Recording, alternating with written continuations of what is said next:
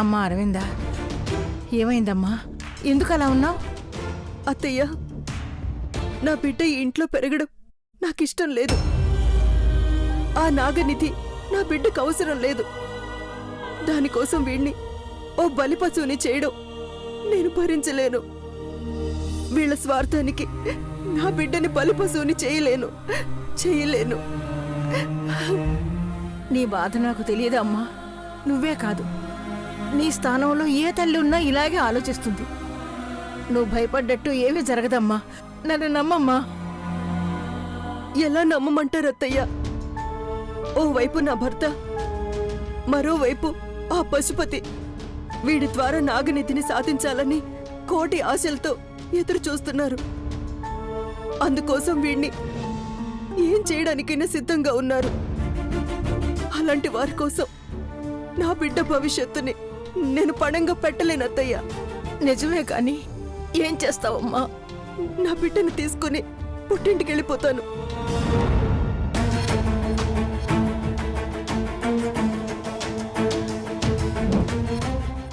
తప్పమ్మా. ఎప్పుడో ఏదో జరుగుతుందని పండంటి సంసారాన్ని నాశనం చేసుకోకు. నీ చేతులతోనే నీ భవిష్యత్తుని పాడు చేసుకోకు. నువ్వు భయపడినట్టుగా ఏమీ జరగదమ్మా. జరిగితే మీరు ఆపగలరా? చెప్పండి అత్తయ్య గారు. నా బిడ్డ ఆ నిధి జోలికి వెళ్లకుండా, వీడి తండ్రి వీడితో నిధి తీయించకుండా మీరు ఆపగలరా అత్తయ్య? ఆ దేవుడు కూడా ఆపలేడు. అయితే నీ భార్య బిడ్డల్ని ఈ గడుపు దాటకుండా ఎవరూ ఆపలేరు. అమ్మా! అవునరా, ఆ బిడ్డని తీసుకుని అరవింద పుట్టింటికి వెళ్ళిపోతానంటోంది.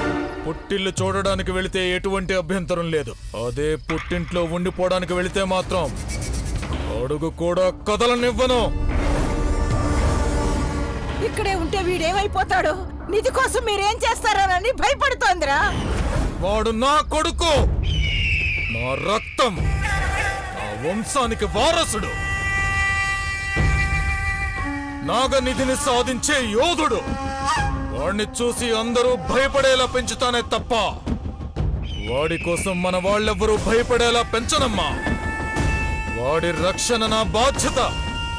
కానీ నిధి కోసం వీడిని వాడుకోవాలనుకోవడం, వాడి ద్వారా నిధిని సాధించాలనుకోవడం నాకిష్టం లేదు. నోర్మోయ్!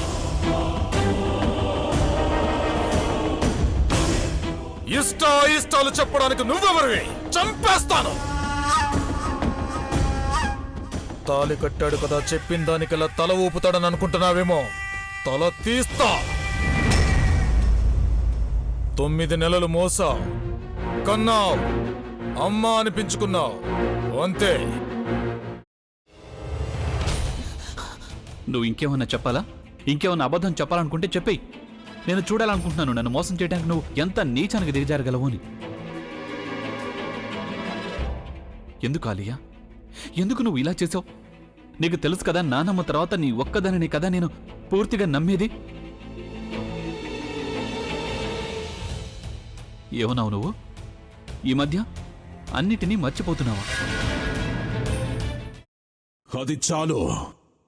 వాటిలో ఉన్న శక్తి విషయాన్ని గ్రహించి మనకు వివరిస్తాయి.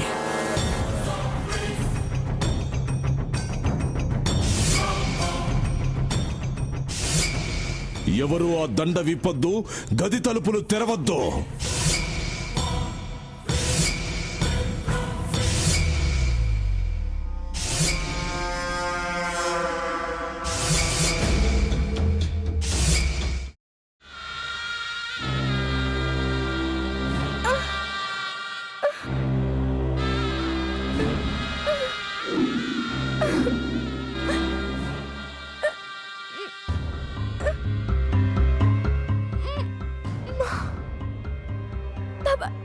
వద్దు బాబాయ్, నేను చేయొద్దు బాబాయ్, ప్లీజ్ బాబాయ్. నీకు నిజం తెలిసినప్పుడే నా ఆలోచనలో నువ్వు చచ్చిపోయావు. ప్లీజ్ కొంచెం తినండి. భీమారావు గారు, మీరా? ఇగో మీరా కాదు, సక్కుబాయ్. అవును, మీ పనామే లేచిపోయిందని చెప్పి కంప్లైంట్ ఇచ్చినావు కదా. రేయ్, ఆయన కంప్లైంట్ ఇచ్చింది లేచిపోయిందని కాదు, కనిపించడం లేదు అని. అట్లానా? సరే మేడం. ఇడియట్. ఆ వంట మనిషి పేరేంటన్నారు? రత్తాలు మేడం. ఏం పెద్ద మంచి నీ వంట మంచిని కూడా మేడం అని పిలుస్తావా? రేయ్ హాఫ్ బ్రెయిన్,